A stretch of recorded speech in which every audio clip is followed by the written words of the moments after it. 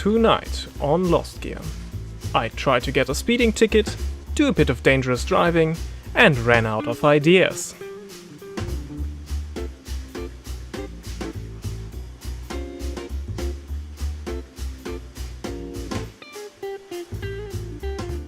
Last summer we have already looked at what is the fastest supersports car in Grand Theft Auto Online.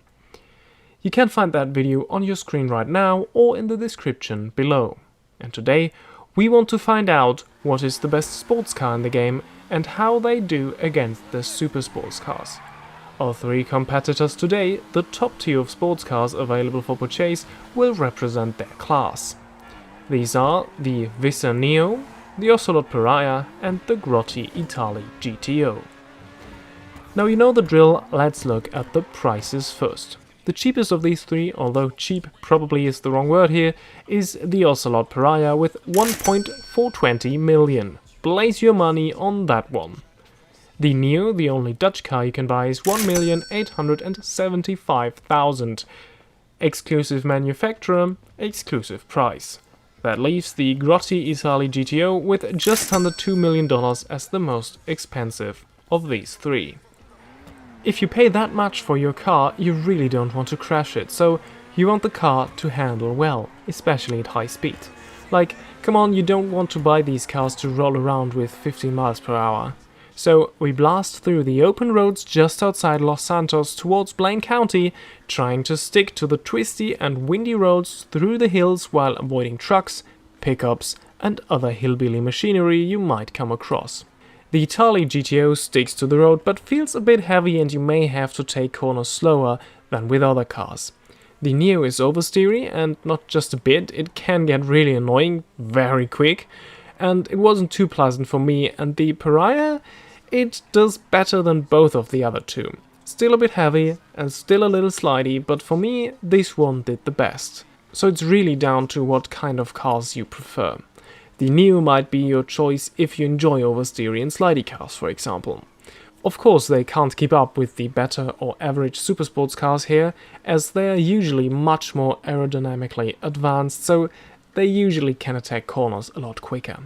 But what if you don't want to do turns and just blast down the highway? Can they keep up with the supers here? Well, let's compare them to the Vysser 8 we've already covered in a different Lost Gear episode you can find on your screen right now, which has one of the fastest top speeds of all supercars. Of course, it is not the supercar with the highest top speed, that's the 811, but we just want some kind of benchmark to see if they can at least come close to this. The Vysser 8 maxes out at around 128 miles per hour, give or take, or 206 kilometers per hour, which is the far superior scale, and 206 kilometers per hour sounds a lot more impressive than 128 miles per hour, doesn't it? But we're drifting away. Now to the Neo. It maxes out at around 126 miles per hour, so between 202 and 203 kilometers per hour, and therefore it is on supercar level. The Itali GTO even maxes out at around 128 miles per hour, so actually as fast as the Vysser 8, that's 206 kph. And the Pariah, well, doesn't use an electric dashboard, so it's hard to tell exactly how fast it's going, but at least it uses kilometers per hour, and there it gets over 200 kph as well. That's what we can tell for sure. So, long story short, in terms of top speed, these three can definitely keep up with the supers. But is this top speed alone sufficient to keep up on our Ford Zancudo racetrack as well? Well, we're about to find out, but not before we enter fourth competitor, the Grotti Itali RSX. It is Grotti's latest Itali and came out about 1.5 years ago, and oh my, does it look good. This one is really an almost supercar. But is it also performance-wise and able to keep up with the other three? Well, let's find out. And here we are on our Ford Zancudo test track. On the top left you see the Ocelot Pariah, top right it's the Vysser Neo, bottom left the Grotti Itali GTO, and on the bottom right it's the Itali RSX. And off we go, and now into the first corner we can already see which one of these cars is grippier than the others. The GTO running a little bit wide as it is a little heavy in corners, as we have talked about earlier. Now we are in the Pisswasser chicane. Pretty equal the cars, although the Pariah seems to be a little bit in the lead. Then afterwards it's a tad closer, but it seems like both Italis have now created a little bit of a gap between themselves and the Neo. The Pariah still pretty much comfortably sitting in first.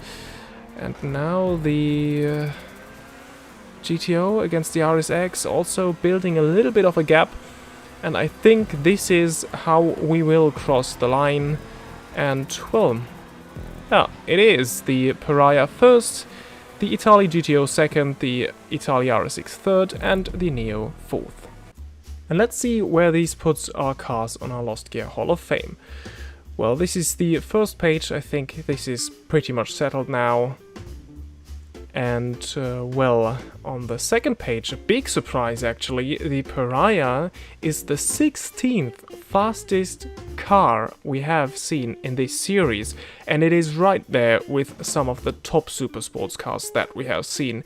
This is really, really astonishing. And then on the next page we see the Itali GTO, also not too far behind. Actually beating a lot of the Italian supersports cars that we have tested earlier.